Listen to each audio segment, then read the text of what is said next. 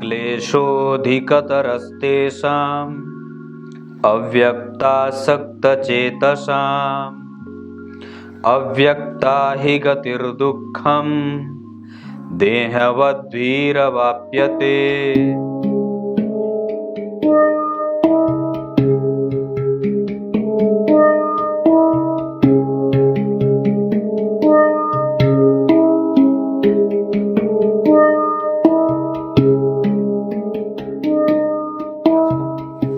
नमस्कार, एक बार फिर से उपस्थित हूं आप सबके सामने सोमवार के बाद मंगलवार के कार्यक्रम में।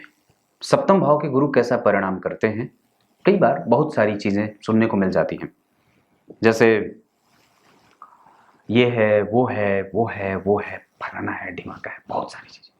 पर ग्रंथ क्या कहता है, उस पर मैं एक आपको श्लोक लेकर के आया हूं। मैंने भी कई बार बात की होगी सप्तम भाव के गुरु भाव के नाश, भाव हंता, पर आपको एक बड़ी अच्छी बात बताता हूं कि दरअसल गुरु भाव का नाश करते हैं, ये लोकोक्ति है। स्थान हानि करो जीव, ये लोकोक्ति है। जैसे लोकोक्ति है मुहावरा कि खोदा पहाड़ निकली चूहिया। तो कोई आवश्यक नहीं है कि जो भाव हंता करने वाली बात है या स्थान हानि करो जीव वाला जो सूत्र है वो प्रत्येक कुंडली पे एक जैसा लागू हो। वो कभी कुंडलियों पे लागू हो भी सकता है, कभी कुंडली पे हानि नहीं भी कर सकता है। अब ये बात उस जातक के जीवन को देखने के बाद और उस जातक के कुंडली में बैठे हुआ बहुत सारे ग्रहों को देखने के बाद जो है वो निर्णय पे जाना चाहिए। आप ऐसे सप्तम भाव में अगर गुरु बैठेंगे तो उस पे ग्रंथ अलग अलग जो है वो मर्मज्ञ अलग अलग तरीके से उसको परिभाषित करते हैं। ये श्लोक जो है क्या कहता है, परिक्रांते यस्या मदन भवने देव गुरुणा गुणज्ञा धर्मज्ञा निज प्रतिशदाब्जम भजति सा मनोज्ञा मालाभिः कनक घटितामिश्च शिरसः समाक्रांता कांता रतिपतिपता केव शशिभा। एक बार फिर से पढ़ता हूं। परिक्रांते यस्या मदन भवने, ये आपका सामने, आपके सामने का मतलब ये आप हो गए बिंब और ये आपका प्रतिबिंब, मतलब सामने वाले की जो नेत्र हैं वो उसके नेत्र में आपकी जो है वो छाया बनेगी, आपका चेहरा। ये मदन भवन मतलब जो आपका बिल्कुल ही नजदीक है। आज ही किसी से बात कर रहा था तो मैंने उसके सामने ऑप्शन रखे कि आप सबसे ज्यादा किसको प्रेम करते हैं। 4 लोगों को देता हूं, माता पिता पुत्र और आपकी पत्नी। तो उन्होंने बात कही कि अभी तो मैं अपनी पत्नी को ही प्रेम करता हूं। तो मैंने उनकी पत्नी से पूछा कि आप किन को प्रेम करती हैं, तो उन्होंने कहा कि मैं तो अपने बच्चे को प्रेम करती हूं। मैंने कहा ऐसा क्यों? तो उन्होंने कहा कि दरअसल मेरे बच्चे को जो प्रेम नहीं करेगा मैं उसको प्रेम कैसे कर सकती हूं। तो ये बात भी सही है। तो इस वजह से हालांकि प्रेम को कभी भी किसी भी तरीके से कमजोर नहीं पड़ने देना चाहिए, उसको हमेशा ही मजबूत बना करके रखना चाहिए जब तक सामने वाले की बुद्धि बहुत अच्छे तरीके से शुद्ध और परिपक्व न हो जाए, क्योंकि वो कई बार बदल जाता है, दशाओं के आधार पे उनकी बुद्धि बदलती रहती है। पर ये एक अलग बात होगी, यहां पे आता हूं। अगली लाइन है, गुणज्ञा धर्मज्ञा निज प्रतिशदाब्जम भजति सा मनोज्ञा मालाभिः कनक घटिता मिश्च शिरसः समाक्रांता कांता रतिपतिपता केव शशिभा।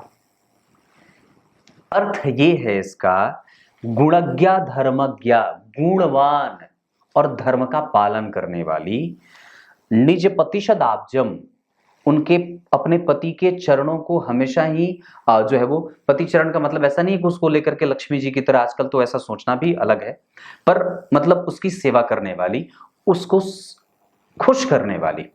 मतलब खुश करने का मतलब क्या होता है, कभी इस पे बड़ी अच्छी बात बता दूंगा कि वास्तव में पत्नी का धर्म क्या होता है। पर यहां पे जो बात लिखी है कि जिस स्त्री की जन्म कुंडली में, मैं सीधा पढ़ रहा हूं, जिस स्त्री की जन्म कुंडली में सप्तम भाव में बृहस्पति स्थित होते हैं, वह स्त्री पति को जानने वाली और स्त्रियोचित गुणों को समझने वाली, अपने पति के चरणों के रज को ही अपना उनका आशीर्वाद समझने वाली, मुकुट और मणिमालाओं से युक्त, हमेशा ही सुवर्ण से सज्जित रहने वाली, ग्रंथ की बात है, मैं अपने से कुछ नहीं जोड़ रहा, और हमेशा ही सौभाग्यशालिता का वर प्राप्त करने वाली, या अपने पति के साथ हमेशा ही जीवन में रमण करने वाली होती है।